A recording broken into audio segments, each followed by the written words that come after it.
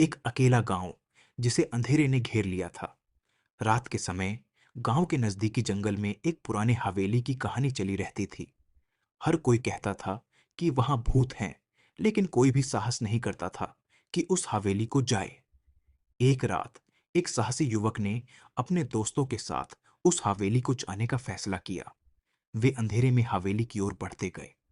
जैसे ही वे हवेली के दरवाजे की ओर बढ़े, एक अजीब सी भयानक आवाज सुनाई दी।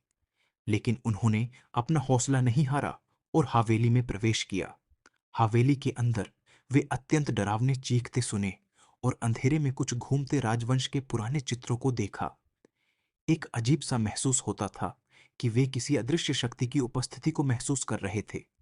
अचानक उन्हें एक अजीब सी छाया ने घेर लिया और उन्हें एक भयानक चेहरा दिखाई दिया।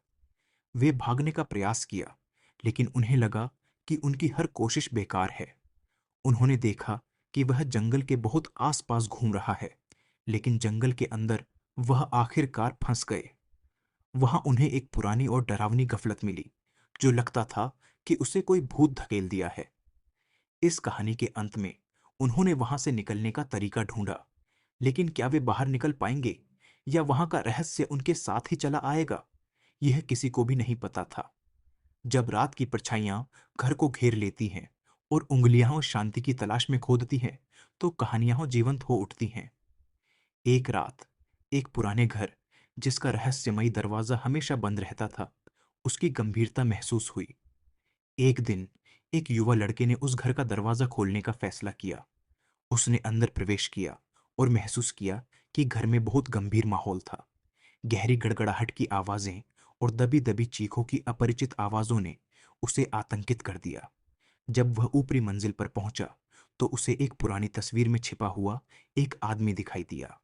लेकिन जैसे जैसे वह तस्वीर के करीब पहुंचा, उसे एहसास हुआ कि वह खुद तस्वीर का हिस्सा बन गया है।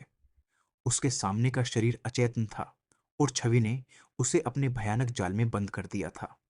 रात बीतती गई और वह न केवल इस पुराने घर में, बल्कि इस पुरानी तस्वीर के जाल में भी फंस गया।